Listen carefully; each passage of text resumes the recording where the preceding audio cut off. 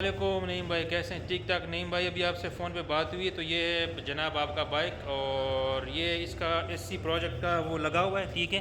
और साथ में ये इसका जो है ना वो टाइटेनियम का जो है ना हमने एक वो लगाया है, ठीक है। ये जंग वगैरह इसमें नहीं पड़ता।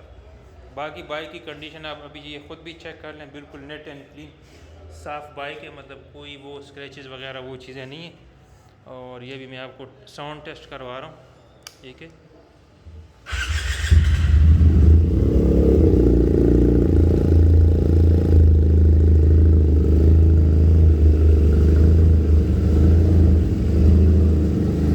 एक्सीलेटर लगवा रखा, एक्सीलेटर।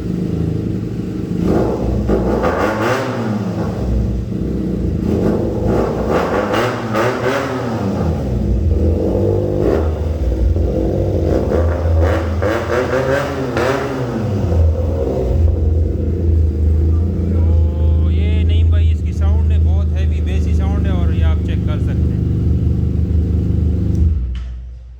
पेरियान जी खिला नमना दे सी पेरियान ने देखला